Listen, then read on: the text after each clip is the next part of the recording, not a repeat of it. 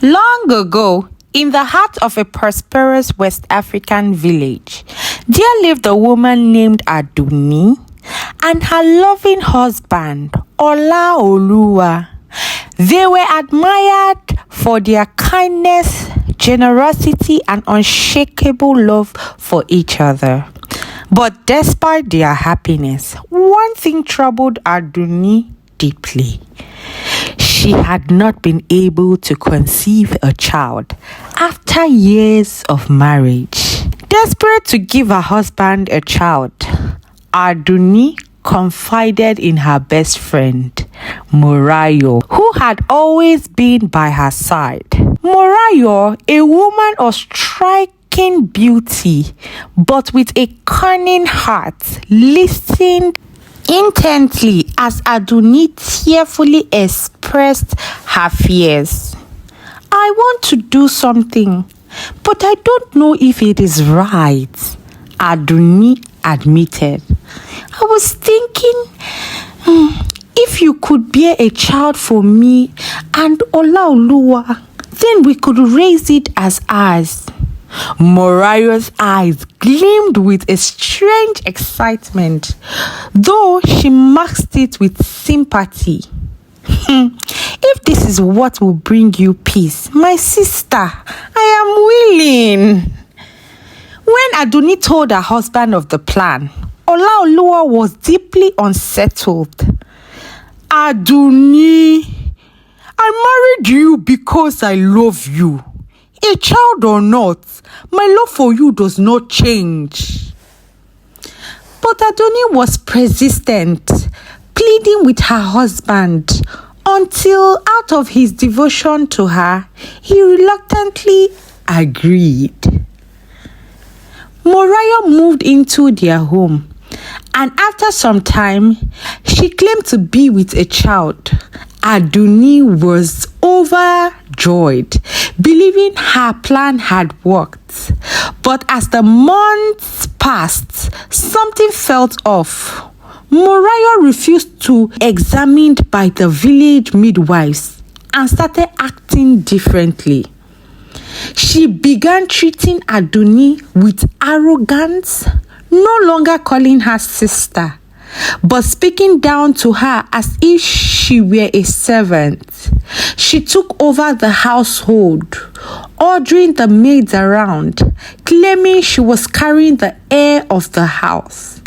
She even humiliated Aduni in front of guests, saying a barren woman should not speak when mothers are talking. Olaoluwa was furious at the change in his home, but remained silent out of respect for his wife's decision. Aduni, now filled with regrets, wept daily, unsure of what to do. Unknown to Morayo, the palace guard, Babatunde, had been watching her closely.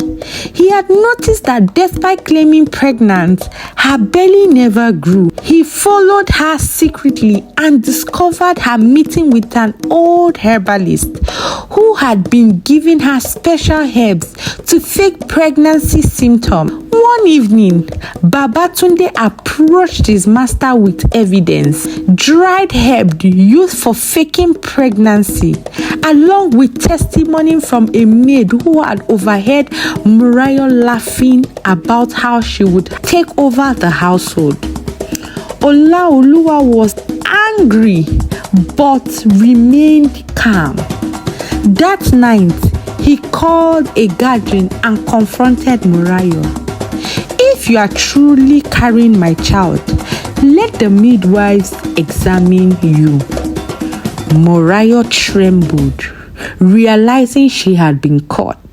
She tried to protest, but the evidence was undeniable.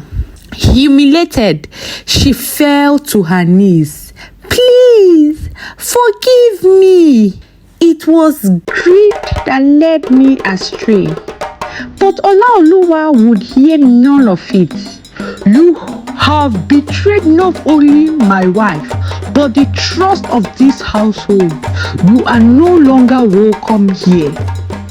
She was cast out of the home, left to face the shame of the village. Aduni wept bitterly, ashamed that her action had almost destroyed her home. She turned to Olaoluwa, my husband. I was wrong. My love, I let my fears cloud my judgment. Can you forgive me? Can you please forgive me? Olaoluwa took her hands gently. My Aduni, I have always loved you, not for the children you may bear, but for the woman that you are. No matter what happens, I will stand by you until the very end. And so, Aduni and Olaoluwa strengthened their love, realizing that true happiness was not found in desperation, but in trusting the love they had for each other. My children, moral of the story: desperation can lead to poor decisions. Making decisions based on fear rather than wisdom can lead to regrets. True love is unconditional. Olaoluwa loved Aduni for who she was, not for what she could give him. Greed and deception will always be exposed. Morales lies could only last so long before the truth caught up with her. My dear children, trust in your journey. What is meant for you will come in due time. Forcing fate often leads to disaster.